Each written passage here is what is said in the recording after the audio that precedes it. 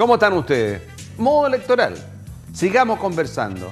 En esta entrevista a fondo hoy día con el aspirante a reelegirse, el diputado Víctor Torres de la Democracia Cristiana. ¿Cómo le va, diputado? Muy bien, gracias Rodrigo por la invitación nuevamente. ¿Cómo va esta campaña? ¿Muy difícil?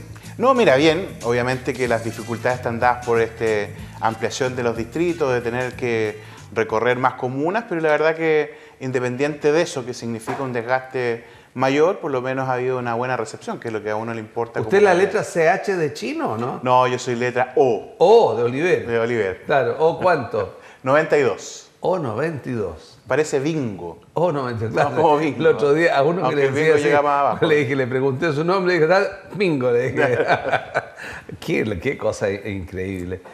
Quiero entrar en un tema que se acusa que el gobierno no actuó diligentemente porque de una u otra manera se puso al servicio de los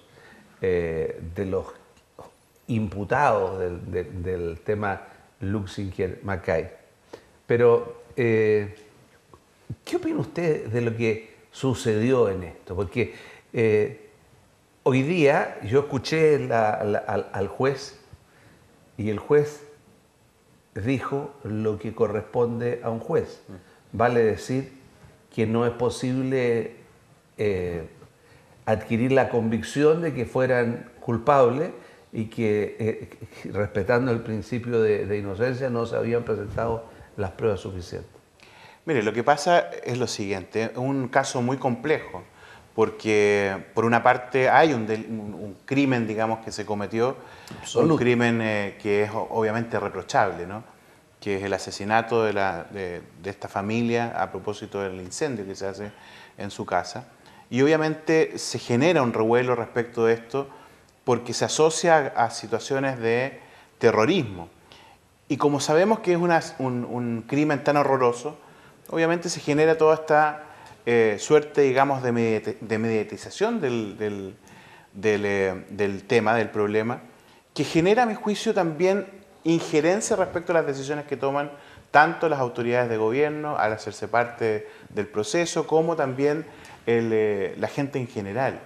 Yo creo eso que usted está diciendo ahí, eso es lo que está diciendo hoy día la oposición, muchos parlamentarios, que la injerencia del gobierno en esto habría sido decisiva, pero el tema yo siento que es otro. El tema tiene que ver que alguien está haciendo mal el trabajo.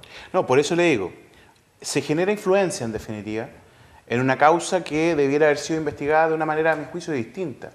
Por lo tanto, si no hubo capacidad de poder construir, digamos, pruebas suficientes para poder culpar, hay obviamente alguien tiene que dar una explicación en definitiva de qué es lo que ocurrió. Si se persiguió a la gente equivocada por parte del Ministerio Público o si persiguiéndose a la gente que efectivamente comete el delito termina siendo insuficiente la investigación para poder probar aquello.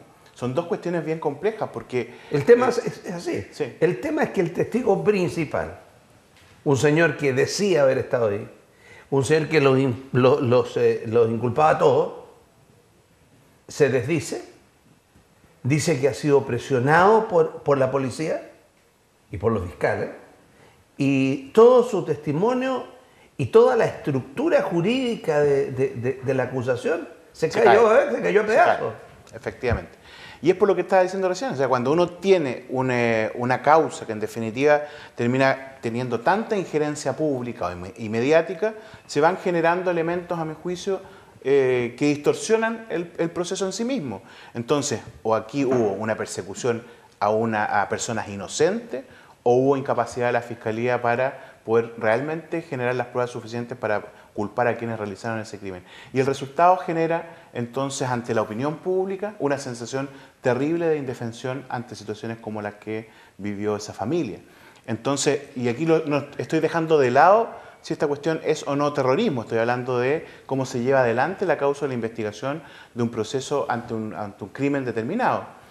Porque creo que la falla parte efectivamente en eso, cómo la Fiscalía termina llevando la causa adelante, cayéndose el testigo principal que después termina desdiciéndose. Obviamente que hay un problema de quien llevaba la causa. Pero estamos a veintitantos días de una elección presidencial, parlamentaria, de senadores, de diputados en esta región y de consejeros regionales.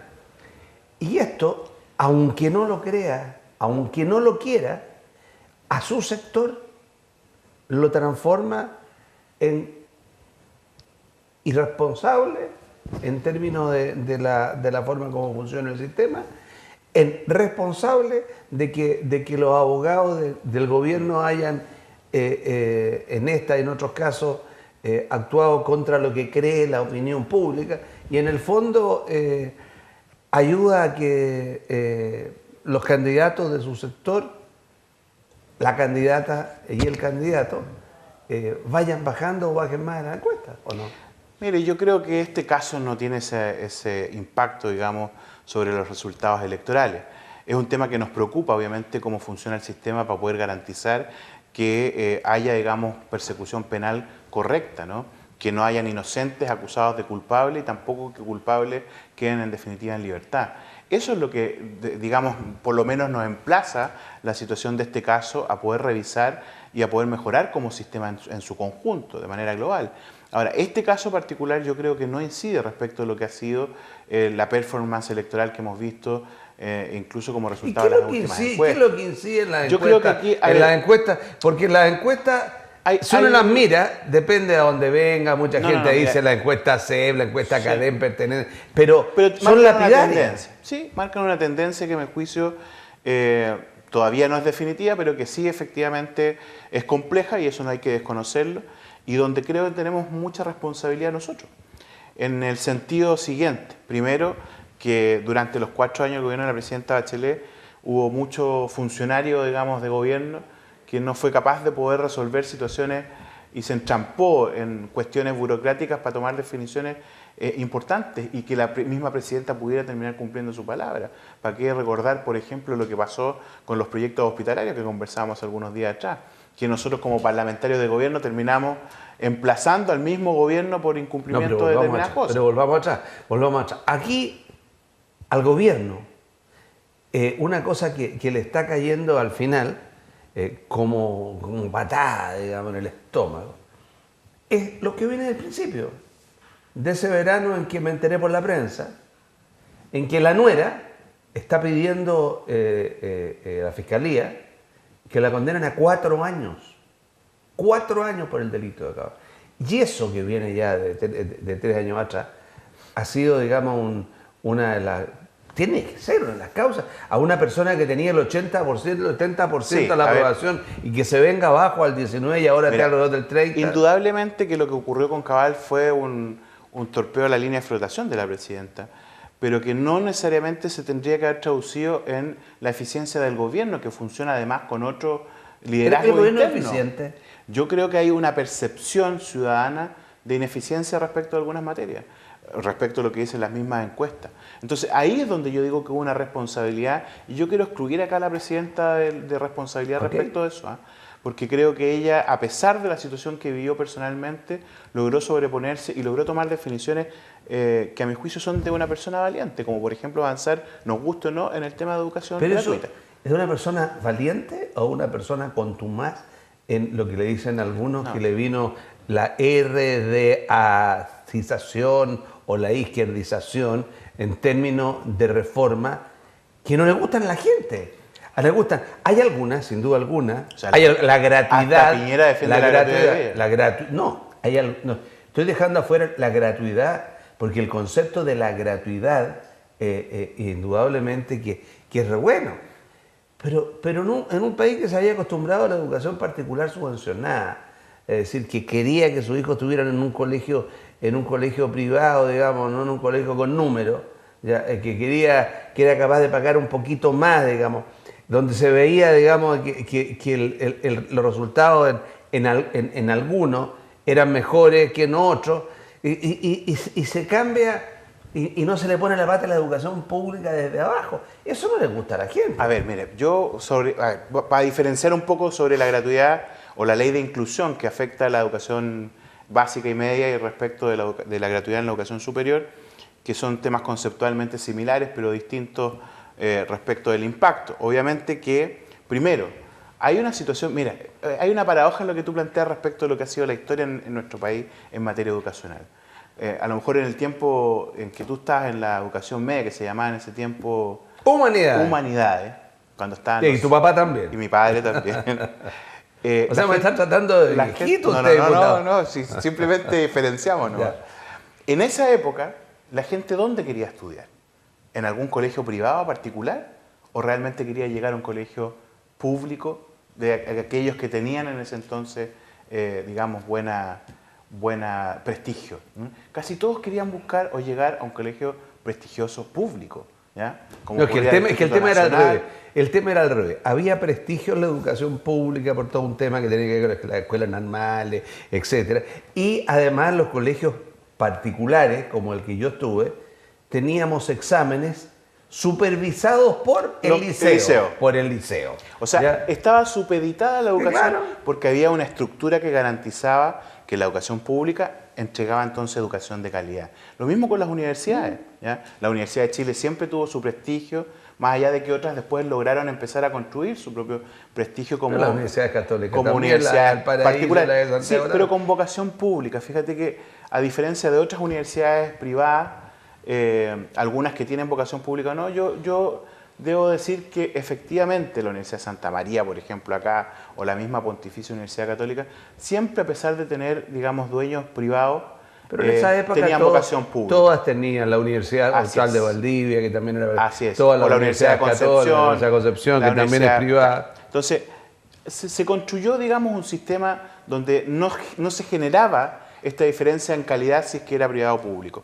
Y hoy día todo lo contrario, porque cuando se empieza a desfinanciar o a matar la educación pública, todo el mundo quiso salir arrancándose la educación particular. Pero la forma de enfrentar es no entender ahora, la historia, porque, el efecto del gobierno cuando usted era guaguita, si quiera, no sé si ha sido en la época del gobierno de Eduardo Frei Montalva. No, yo todavía no nacía. Ya, bueno. En esa época. Yo nací en 75. Ah, ¿no? María, usted es casi un millennial. Ya. No. Usted nació en plena época del gobierno Pinochet. En plena dictadura. Por eso siempre digo con el pelo corto. Así es. No, pero en esa época, en la época de pre-70,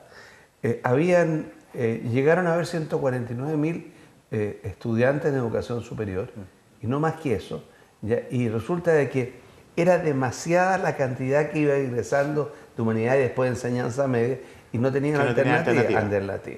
Y se estableció todo un sistema porque el Estado no tenía plata para. Hay que tener claridad sobre cómo se genera este sistema, digamos, y que le ha dado pie a que gente que en los años 60 votaba por Allende, o votaba por Frei, o sus padres, digamos, eran gente humilde y trabajadora, qué sé yo, etcétera, o que tenían carencias sociales, sean la base de la votación de la derecha hoy día. Sí, estamos de acuerdo. Entonces, pero mira, ¿a dónde se produjo el quiebre? Pero ¿saben qué, Rodrigo? Porque primero, para reconocer, efectivamente, cuando el Estado no tiene plata y le traspasa a los privados la posibilidad de aumentar la cobertura, se toma una definición que respondía a esa realidad.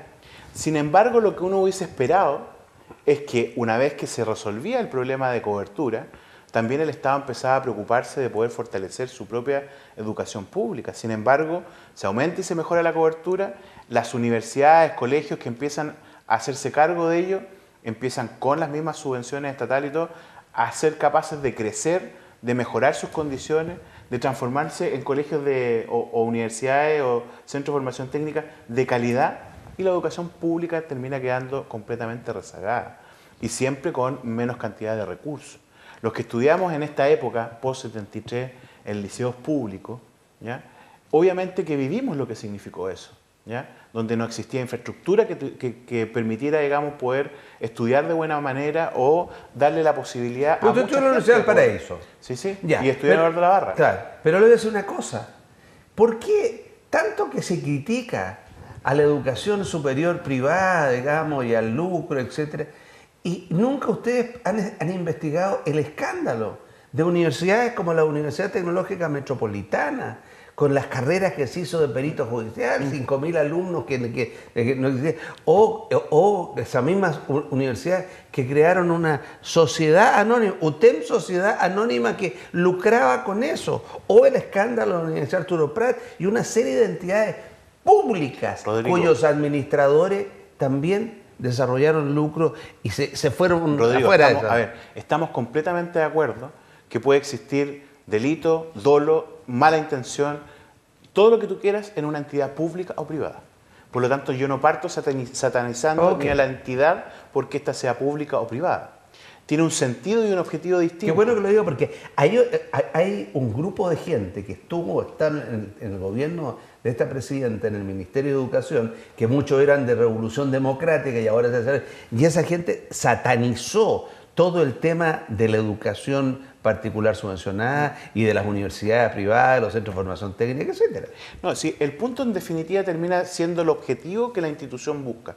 Por eso yo antes te dije, cuando tú me nombrás ejemplos como la Universidad Austral, como la Pontificia Universidad Como Católica del País, la Santa María, son universidades privadas con vocación pública. Sí, claro. Por lo tanto, nunca hubo un cuestionamiento respecto de la propiedad, porque todos entendíamos que el objetivo era poder formar profesionales con una vocación y una mirada pública. Entonces, cuando se empieza a distorsionar, y yo tampoco voy a caer en el juego de que todas las universidades, en definitiva privadas, terminan siendo malas, pero efectivamente hay muchas que caen en este juego para poder buscar de qué manera recibir recursos del Estado y hacer negocio con eso, ¿ya? Y eso ya es una discusión. ¿Y de quién es la culpa que ellos?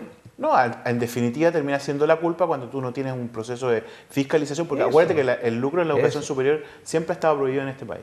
Y bueno, Y no hay siempre ha sanciones, existido una ni tampoco- división de educación superior y siempre ha existido la posibilidad de que esa división de educación superior interviniera la Estamos universidad. completamente de acuerdo. Y eso no se hizo. Estoy completamente de acuerdo. Cuando hay laxitud en la fiscalización, se permite entonces que ocurra en el ámbito público y también en el ámbito privado abusos. Y eso obviamente no tiene que ver con una definición de país, sino que cómo tú controlas el sistema tal cual funciona hoy día. Entonces, yo separaría la discusión entre aquellas materias que ocurren en un proceso mal fiscalizado versus aquellas que por definición terminan generando un impacto negativo. ¿Y ahí dónde está la diferencia entonces entre Carolina Goich, Beatriz Sánchez y Guillén? Porque Respecto de esta materia, pero dices por tú. supuesto. Si aquí usted me está separando las aguas en cosas en que ellos no separan las aguas, en que ellos hay una satanización y una demonización completa. Hay que, en algunos casos hay planteamientos más extremos hasta de expropiarlo. En el caso al principio de los colegios particulares subvencionados, había una cosa como de expropiación, de comprarle, de sacarlo de esto. Entonces, y ahí hay una visión de ustedes no, porque hay muchísimos demócratas cristianos y dirigentes y gente de su gente y inclusive parlamentarios que están en esta actividad. Pues. Sí, a ver, yo ahí también quiero ser bien enfático. ¿Ah? Yo creo que, por una parte, independiente que haya demócratas cristianos con propiedad en colegios, eso no significa que uno tenga que avalar determinadas cosas, como por ejemplo la existencia de lucro en la educación secundaria y la educación media. Yo la separación que he hecho es porque efectivamente la discusión termina siendo artificiosa. Porque, ¿Y por qué no podría haber si se usa sin recursos públicos? La pregunta sería, ¿por qué también en la educación superior se prohibió de inicio el lucro? ¿Sabe por qué? Porque lo que se buscaba como intención de permitir que los privados pudieran tener iniciativa, no era que los privados pudieran tener de alguna forma u otra ganancia respecto a esa iniciativa, sino más bien que ayudaran al Estado en el aumento de la cobertura. ¿Usted sabía que hay otros países en que la forma la han ordenado distinto? La han ordenado en que haya que la educación superior privada pueda haber lucro, pero quienes lo hagan directamente con sociedades anónimas que paguen impuestos. No como en Chile, que las corporaciones y fundaciones están sin fines de lucro y no pagan impuestos. Y es la forma en que en definitiva se triangulan los recursos.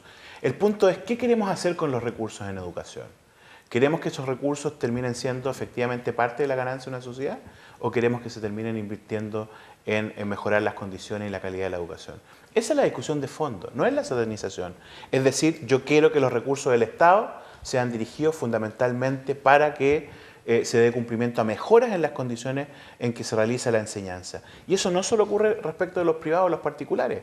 sino que también ocurre respecto de los municipales. Por eso que avanzamos en desmunicipalización. Una de las mayores críticas que se hace a los municipios es que gran parte de los recursos y gran parte de los municipios del país utilizan fondos CEP no precisamente para mejorar condiciones de calidad de la educación, sino que terminan pagando o tapando hoyos de los municipios en otras áreas. Entonces termina habiendo plata que se entrega y que no llega a cumplir con el objetivo final. Pero en el fondo, en este tema, también usted le ha hecho el quite al tema de la demonización del lucro y le ha hecho el quite, y que llama porque fíjese que en la educación, es que sí, porque resulta de que no es verdad que los colegios particulares subvencionados, digamos, no es verdad que se haga a rajatabla que todos los sostenedores de colegios particulares subvencionados estaban lucrando. La mayoría de los colegios particulares subvencionados son de entidades metidas con organizaciones católicas, evangélicas, cristianas, de la masonería, profesores, etc. Y ahí, claro, hay de todo en la vida del Señor, pero el problema es que con esto se le hizo rajatabla con todo. No, pero es tan cierto lo que tú dices, Rodrigo, y te lo voy a conceder, que al final la gran mayoría de los colegios particulares subvencionados terminan entrando a la ley de inclusión. Porque si hubiesen sido personas que abusaran del lucro, entre comillas, hubiesen transformado su colegio en particulares para seguir ganando. Entonces, lo que hace esta ley al final del día es permitir que se ordene. No, pero abusar, es que la palabra, es que usted dice, el lucro es ilegítimo. No, estoy hablando de abusar del lucro, no estoy hablando de que el lucro sea abusivo. Es que el punto del lenguaje es clave, porque lo que yo no quiero en definitiva es que hayan platas públicas que sean, o que terminen, digamos, generando ganancias en una sociedad anónima. Yo quiero que las platas del Estado terminen siendo invertidas en mejor educación.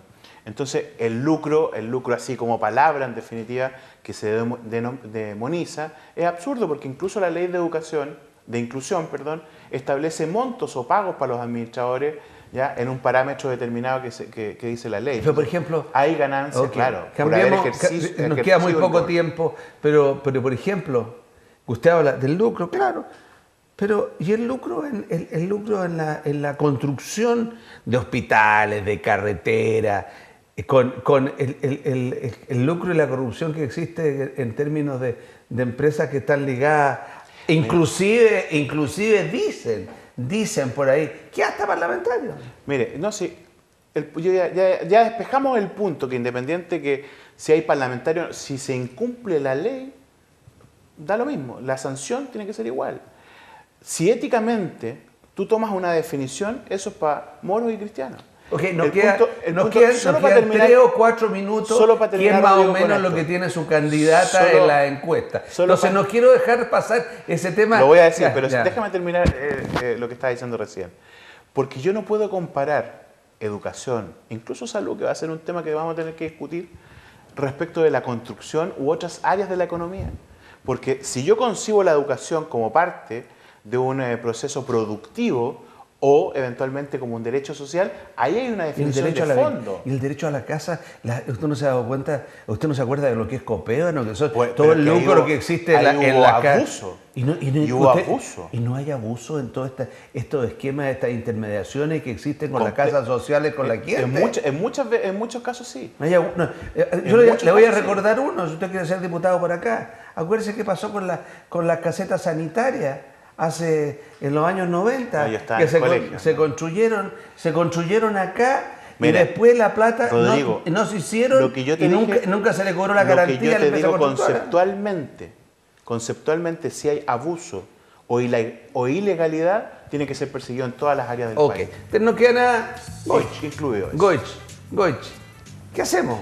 ¿Qué hace usted? ¿Cómo se siente? O sea, ¿es verdad o es mentira esta foto que aparece que quien no pesca? ¿Cómo puedo yo saber si es verdad o mentira? Porque usted está en la calle. No, pero es que uno no puede saber. Sí, en la calle uno percibe.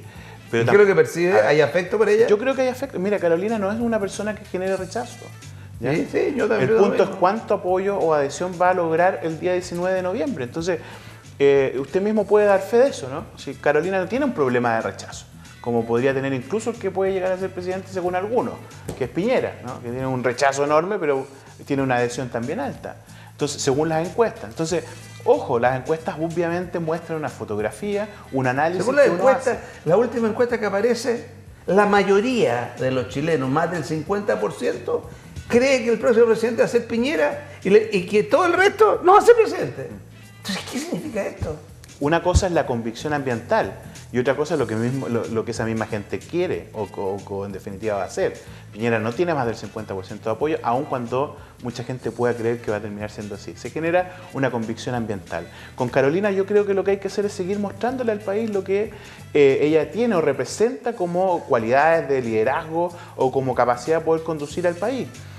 Insisto, ya no genera un rechazo alto. Va a haber y es va a haber figura una emergente. segunda vuelta y es muy probable aparentemente que ella no sea la persona que esté en segunda vuelta según la encuesta. Usted me va a decir, no, que yo creo, yo quiero. No, está bien, no, lo siento, es muy respetable. Tengo la mejor opinión. Pero no sé, a mí lo que más me gusta es que usted habla por lo que yo creo que Pero yo que estoy pensando. usted demata cristiano. Usted demata No, cristiano. está bien, está bien. Yo lo escucho con Usted paciencia. demata cristiano. Pero tiene que tener paciencia. Sí, la tengo. ¿Guillé o Piñera al final votaría usted? No, Guille, de todas maneras. De todas maneras. De todas maneras. O sea, no hay ninguna duda. Si Carolina Goich no pasa segunda vuelta, nuestro candidato ¿Y de ser Guille. Sánchez o Piñera? Mire, yo creo, o sea, entre Sánchez o Piñera, Sí. yo por lo personal, aquí voy a hablar súper personalmente, yo entre Sánchez y Piñera prefiero a Beatriz Sánchez. Ya en este mismo lugar. Ahora, esa definición- En este mismo lugar, el senador Walker dijo que por Sánchez no. No, pero ¿y por quién si no? Si uno puede votar por acción o por omisión. En política, uno tiene que tener convicciones y esa expresarlas a través de las Puede ir a posiciones que votar, uno toma. Puede ir a votar votando nulo, votando abstención, ¿Usted cree votando que alguien- por Eduardo Frei Montalva. ¿Usted cree que es responsable que un dirigente político tome la definición de la indefinición? Yo creo que no. Yo creo que la democracia cristiana está más cerca de la derecha que la izquierda desde su inicio. Bueno, yo soy tomichista, tengo otra mirada. Desde su Ahora, inicio. el- o si ahora- no, es cuestión de acordarse dónde estaba la democracia cristiana en agosto del 73. Sí, claro, y cómo estuvo también la democracia cristiana durante todo el periodo que fue la que lideró en contra de la dictadura y la recuperación de la democracia en este país. Me gusta molestarlo Yo sé. para que se le acereboren los ojos Más chinitos. Un gusto tenerlo por aquí y espero de que podamos seguir conversando. Un Muchísimas gusto, gracias, como diputado siempre. Torres. Gracias, Rodrigo. Bueno, y él es Víctor Torres, el hijo del profesor de los padres franceses, el hijo del profesor de la Católica, el médico, el doctor Torres. Que estén ustedes muy bien.